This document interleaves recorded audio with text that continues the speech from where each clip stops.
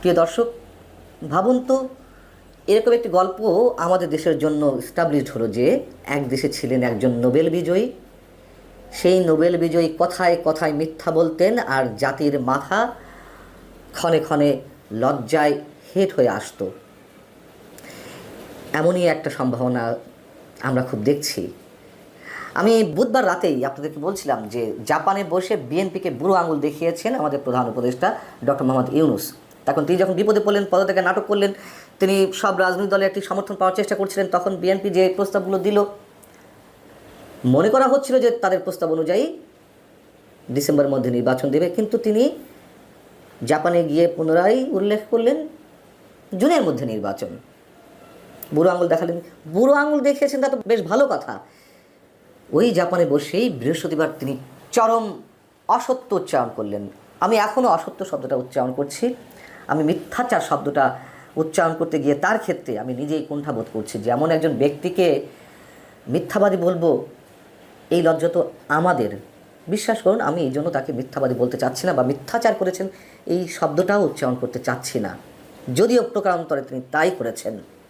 তিনি কি বলেছেন? টোকিওতে 30তম নিক্কেই সম্মেলনের একটি অধিবেশনে বক্তব্য দেওয়ার সময় তিনি মন্তব্য করেছেন, বাংলাদেশের সব দল নয়, একটি রাজনৈতিক দল শুধু চলতি বছর ডিসেম্বরে জাতীয় সংসদ নির্বাচন চায়। এর আগে তিনি একইভাবে অসত্য উচ্চারণ করেছেন। নির্বাচনের ক্ষেত্রে তিনি বলেছেন রাজনৈতিক দলগুলো যখন চায় তখন নির্বাচন হবে, আবার কখনো বলেছেন জনগণ যখন চায় তখন নির্বাচন হবে। কখনো কখনো তার পারিষদবর্গ বলেছেন যে ডক্টর মোহাম্মদ ইউনূস যখন ঘোষণা দেবেন সেটিই নির্বাচনের রোডম্যাপ, সেটিই নির্বাচনের তারিখ। ডক্টর মোহাম্মদ ইউনূস আবার তিনি নিজেই বলেছেন সংস্কার ছোট হলে ডিসেম্বরের মধ্যে নির্বাচন, আবার সংস্কার একটু বেশি হলে 2026 জুনের মধ্যে নির্বাচন। ক্ষণে ক্ষণে এখন একটা তখন একটা এই কথাগুলো বলে আসছেন। নির্বাচন ডিসেম্বরের মধ্যে কতটি রাজনৈতিক দল চাই সে হিসাব তো আমাদের প্রত্যেকের কাছে আছে। আমির খসরু মাহমুদ চৌধুরী, বিএনপির স্থায়ী কমিটির সদস্য, তিনি বুধবারও উল্লেখ করেছেন যে 42টি রাজনৈতিক দলের সমন্বয়ে বিএনপির নেতৃত্বে 31 দফা কর্মসূচি দেওয়া হয়েছে।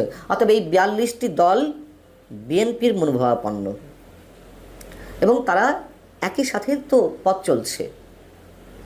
এর তো অসংখ্য রেকর্ড রয়েছে যে কারা কখন নির্বাচন চায়।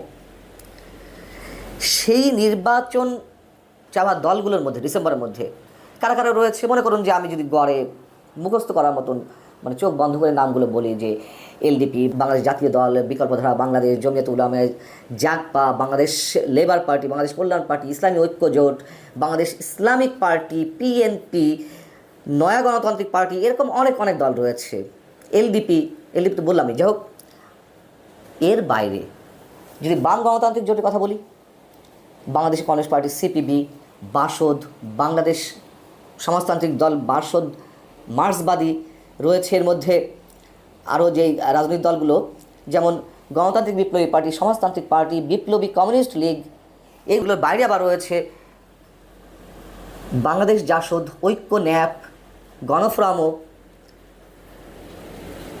কীভাবে, কোন হিসেবে আমাদের প্রধান উপদেষ্টা এইভাবে মন্তব্য করলেন যে একটিমাত্র রাজনৈতিক দল ডিসেম্বরের মধ্যে নির্বাচন চাই?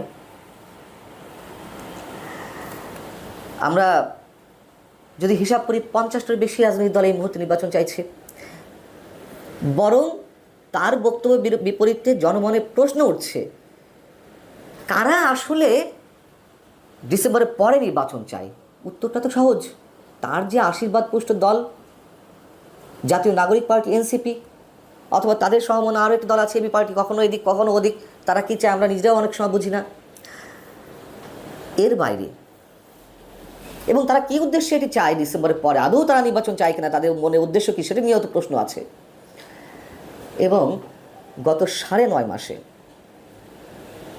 অন্তত 30 এপ্রিল পর্যন্ত যে হিসাবটা আমার কাছে রয়েছে, 26টি রাজনৈতিক দল ভূইফোর্স রাজনৈতিক সংগঠন হিসেবে আমাদের সামনে আত্মপ্রকাশ করেছে। এবং এর প্রত্যেকটি যে কিংস পার্টি, প্রত্যেকটি যে ডক্টর মোহাম্মদ ইউনূসের বা সরকারের আলো বাতাস পানিতে কিংবা অর্থ বলে জনবলে হৃষ্টপুষ্ট হওয়ার চেষ্টা করছে, সেগুলো তো আমরা জানি। এবং তখনই অনেকে বলার চেষ্টা করেছেন, আমি তো একাধিকবার বলেছি, এই পার্টিগুলো একের পর এক ব্যাঙের ছাতার মতন গজিয়ে ওঠার পেছনের উদ্দেশ্য হচ্ছে ডক্টর মোহাম্মদ ইউনূস 5 বছর ক্ষমতায় থাক এমন একটি দাবি কোনো কোনো জায়গা থেকে উঠল।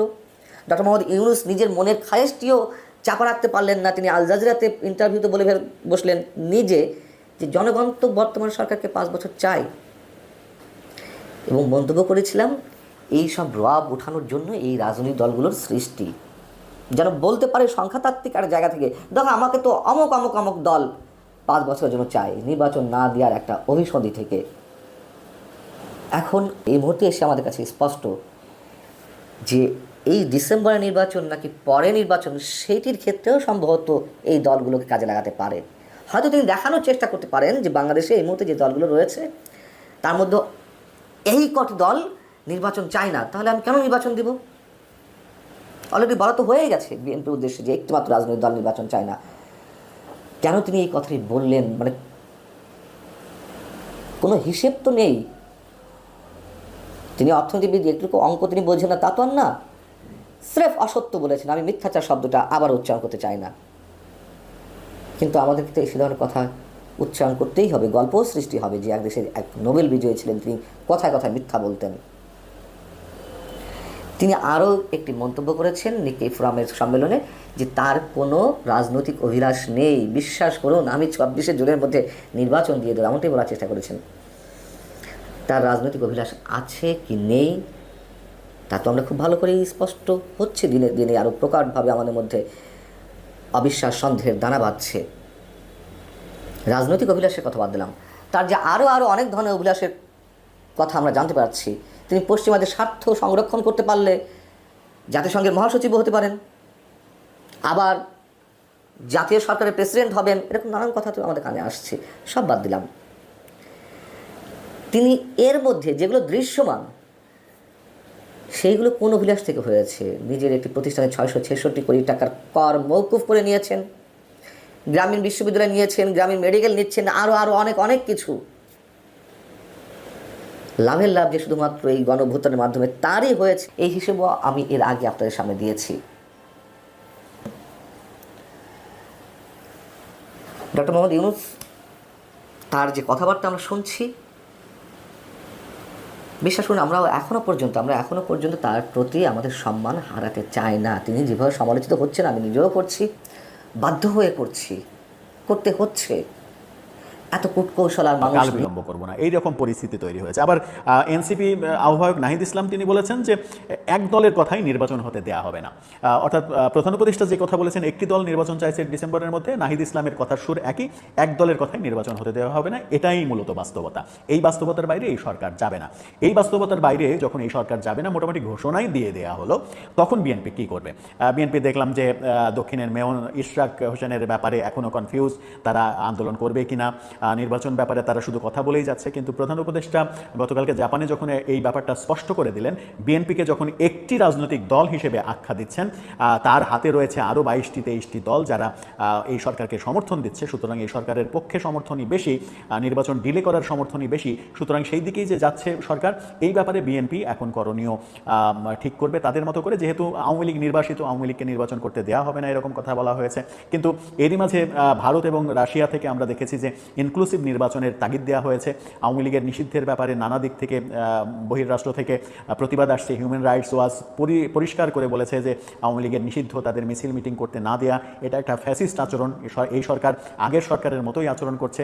এই ব্যাপারগুলো আদৌ আমলে নেবে কিনা সরকার, সেই ব্যাপারে যথেষ্ট সন্দেহ রয়েছে। তাহলে বিএনপি এখন কি করবে? আমরা অনেক আগে বলেছিলাম যে রাজনৈতিক সিচুয়েশন এমনও হতে পারে যে সেই দিন যদি আসে তাহলে অবাক হওয়ার কিছু থাকবে না, যেদিন বিএনপি এবং আওয়ামী লীগ একজোট হয়েছে এই সরকারের বিরুদ্ধে আন্দোলন করতে। সেরকম দৃশ্যও কি আমরা দেখে ফেলবো? সেরকম দিকেই কি দেশের পরিণতি যাচ্ছে? দর্শক, আপনার কি মনে হয়? নাকি বিএনপি আন্দোলনে আসলে পিছিয়ে পড়ছে, রাজনৈতিক কৌশলে সরকারের কাছে এক ধরনের হেরে যাচ্ছে, এরকম পরিস্থিতি তৈরি হয়েছে? নাকি নির্বাচনের এই ব্যাপারে বিএনপি খুব দ্রুত, যদি তারা নির্বাচনই যায়, তাহলে যেহেতু সংস্কারের ব্যাপারে প্রধান যে 13টা পয়েন্ট, সেই 13টা পয়েন্টের একটাতেও বিএনপি রাজি হয়নি, একটা পয়েন্ট পয়েন্টে শুধু আংশিক রাজি হয়েছে। এই ব্যাপারে যেটা হচ্ছে প্রধানমন্ত্রীর ক্ষমতা একটু হ্রাস করা, আংশিক রাজি হয়েছে, বাকি 12টা পয়েন্টে 100% রাজি হয়নি। এরকম অবস্থায় সংস্কার কার্যক্রমও মুখ থুবড়ে পড়বে, নাকি সংস্কার কার্যক্রমের বেলাতেও সরকার এমনটা বলবে শুধুমাত্র একটি দল সমর্থন দেয়নি, বাকি সব দল সমর্থন দিয়েছে। এই বাকি সব দলের সব সদস্য মিলে, মানে সব জনগোষ্ঠী মিলে সাপোর্টার হিসাব করলে বিএনপির কি 10 ভাগের 1 ভাগ হবে কিংবা 20 ভাগের 1 ভাগ হবে? এই প্রশ্নটা অনেকেই করছেন। এই প্রশ্নের বাস্তবতা কি সরকার আদৌ অনুধাবন করবে? অনুধাবন না করেই কি সামনে এগোবে? আর সামনে এগোতে গিয়ে সরকার কি বড় ধরনের হোঁচট খাবে? প্রশ্নগুলো অনেক জটিল প্রশ্ন। ডক্টর মোহাম্মদ ইউনূসকে নিয়ে বাংলাদেশের রাজনৈতিক বক্তব্যগুলো সবাই আমরা শুনছি একের পর এক, কিন্তু মার্কিন যুক্তরাষ্ট্রের যারা সাংবাদিকরা আছেন বা গণমাধ্যমগুলো আছে, তারা ডক্টর মোহাম্মদ ইউনূসের বর্তমান যে অবস্থা, সেই অবস্থান নিয়ে কি ভাবছেন? আমরা মার্কিন সাময়িকী ফরেন পলিসির একটা প্রতিবেদন দেখে মনে হয়েছে আমেরিকা কি আসলে ওনার বিপক্ষে। কারণ মার্কিন এই সাময়িকীতে যে প্রতিবেদনটা সামনে এসেছে, সেখানে বেশ কিছু জিনিস সামনে আনা হয়েছে যেটা ডক্টর মোহাম্মদ ইউনূসের যারা ফ্যান ফলোয়ার আছেন তাদের জন্য কিছুটা উত্তেজনা তৈরি করবে। আই মিনস হচ্ছে হার্টবিট আপনার কিছুটা বাড়িয়ে দেবে। দর্শক, মার্কিন সাময়িকী ফরেন পলিসিতে এই প্রতিবেদনটি যিনি লিখেছেন ওনার নাম হচ্ছে মাইকেল কুগলম্যান। তিনি ফরেন পলিসির সাপ্তাহিক সাউথ এশিয়া ব্রিফে লিখেন এবং প্রায় 20 বছর ধরে এই অঞ্চলগুলোকে নিয়ে কাজ করেন। তিনি বলছেন যে প্রতিবেদনটিতে গত বছরের আগস্টে ব্যাপক গণ আন্দোলনের চাপে বাংলাদেশের সাবেক প্রধানমন্ত্রী শেখ হাসিনা পদত্যাগ করার পর প্রায় 10 মাস বাংলাদেশকে নেতৃত্ব দিচ্ছেন Nobel laureate doctor Mohammad Yunus. শুরুর দিন থেকে তার কাজ ছিল কঠিন। দীর্ঘদিনের সরকারি দমন পীড়নের পর বাংলাদেশের পুনর্গঠন, গণতন্ত্র, স্থিতিশীলতা, প্রত্যাশা সবকিছু জনগণ মানে একটা কঠিন অবস্থায় ছিল। তো এই সময় নিজের অবস্থান দৃঢ়ভাবে তিনি ধরে রেখেছিলেন, কিন্তু এখন চাপ বাড়ছে। তো কেউ কেউ বলছেন যে বিএনপি নির্বাচনের কথা বলছে, একমাত্র একটি দল, আর বাকিরা কেউ নির্বাচন চাইছে না। তো নির্বাচন চাইবে কিভাবে? জামাত কি নিজেদের নিবন্ধন ফিরে পেয়েছে? পায় নাই। এনসিপি কি নিবন্ধন হয়েছে? তাদের তো হয় নাই। তো বাংলাদেশে এই মুহূর্তে ক্ষমতার দিকে ধাবিত হওয়ার একটা দল আওয়ামী লীগ নিষিদ্ধ, মানে একটা সাময়িক সময়ের জন্য। তো সেখানে বিএনপি একমাত্র দল যারা নির্বাচনে গেলে তারা সরাসরি পাশ করবে। অন্য দলগুলোর তো বেইলি নেই আপাতত, ভোট আছে কিন্তু রাইট নাও তাদের আইনি অধিকার নাই। তো যাই হোক, চাপ বাড়ছে, পরিস্থিতি ক্রমেই উত্তপ্ত হয়ে উঠেছে। তিনি বলছেন যে ইউনূসের নেতৃত্বাধীন একটি অন্তর্বর্তী সরকারের প্রতি বাংলাদেশি জনগণ ক্রমাগত অধৈর্য হয়ে উঠেছে, যার কোনো গণভিত্তি নেই। মানে এই সরকারটার কোনো গণভিত্তি নেই। আচ্ছা, যা এখন পর্যন্ত নির্বাচনের তারিখ নির্ধারণ করেনি এবং দৃশ্যমান অগ্রগতির অভাব সত্ত্বেও ব্যাপক সংস্কারের উদ্যোগ নিয়ে এগিয়ে চলছে। এই সরকার বলছে 2026 সালের মধ্যভাগে জাতীয় নির্বাচন অনুষ্ঠিত হবে। বাংলাদেশ একের পর এক খারাপ খবরে বিপর্যস্ত। 24-25 অর্থ বছরের প্রাথমিক হিসাব অনুযায়ী অর্থনৈতিক প্রবৃদ্ধি করোনা মহামারীর পর সবচেয়ে কম হবে বলে ধারণা করা হচ্ছে। দেশের আইন শৃঙ্খলা পরিস্থিতিও অবনতির দিকে বাড়ছে সহিংস অপরাধ। তারপর আমাদের সেনাপ্রধানের ইস্যুটা এখানে সামনে নিয়ে আসা হয়েছে, যে বলা হচ্ছে যে সেনাপ্রধান বলছিলেন নির্বাচনের সর্বশেষ সময়সীমা ডিসেম্বর হওয়া উচিত। অপরদিকে বাংলাদেশ জাতীয়তাবাদী দল বিএনপি প্রথমবারের মতন অন্তর্বর্তী সরকারের বিরুদ্ধেও রাস্তায় নেমেছে। আর কি বলা হয় যে এখানে আপনার এখানে অনেক কিছু আমরা যদি দেখি, মানবিক করিডোর, তারপর হচ্ছে আরো বিভিন্ন ইস্যুতে এই প্রতিবেদনটিতে মাইকেল কুগলম্যান তিনি কথা বলেছেন। তারপর অনেক কিছু লম্বা তিনি লিখছেন, জুলাই আন্দোলনের শীর্ষ নেতা, শিক্ষার্থী পরিচালিত রাজনৈতিক দল জাতীয় নাগরিক পার্টির প্রধান এবং অন্তর্বর্তী সরকারের সাবেক তত্ত্বাবধায়ক নাহিদ ইসলাম জানান, যদিও ডক্টর ইউনূস এখনো পদত্যাগ করেননি, তবে এই হুমকিটি সম্ভবত একটি কৌশলও হতে পারে বলে পরিস্থিতির গুরুত্ব বোঝাতে তার চারপাশের মানুষদেরকে সতর্ক করার জন্যই হয়তোবা করা হয়েছে। এই বিশ্লেষকের মতে ডক্টর ইউনূস এখন গুরুত্বপূর্ণ অংশীজনদের সঙ্গে সংঘাতের পথেই এগিয়ে যাচ্ছেন। ছাত্র নেতাদের সিদ্ধান্তে সমর্থন দিয়েছেন এবং তাদের নীতিগত অবস্থানকেও তিনি সমর্থন করছেন। আর নির্বাচনের সময় পেছালেও সংস্কার কার্যক্রম সম্পন্ন করতে বদ্ধপরিকর ডক্টর ইউনূস। কিন্তু বাংলাদেশ সেনাবাহিনী এই শব্দটা এখানে পরিকল্পিতভাবে জোড়া দেওয়া হয়েছে কিনা জানি না, বাট তিনি লিখছেন যে বাংলাদেশ সেনাবাহিনী, বিএনপি, ব্যবসায়ী মহল এবং সম্ভবত বেশিরভাগ সাধারণ জনগণ যত তাড়াতাড়ি সম্ভব নির্বাচনের পক্ষে। আর এতেই বিভাজন রেখা তৈরি হতে পারে। বিএনপির সঙ্গে এখন এনসিপি এবং প্রভাবশালী দল জামাত ইসলামের মতন অন্যান্য দলগুলো দ্বন্দ্বে জড়াচ্ছে। আর নানান মতাদর্শী দল যখন নিজেদের দাবি নিয়ে রাজপথে নামে, তখন রাজনৈতিক সহিংসতার আশঙ্কা বেড়েই যায়। তিনি এই নিবন্ধনটার মূল যেই বিষয়টা তারা যেভাবে লিখেছিল, আমরা পুরোটা পড়তে গেলে অনেক লম্বা সময় লাগবে, যে হট সিটে ডক্টর মোহাম্মদ ইউনূস। মার্কিন যুক্তরাষ্ট্রের এই সাময়িকী যেটা এই ধরনের প্রতিবেদন অবশ্যই এই মুহূর্তে এখানে যা লেখা হয়েছে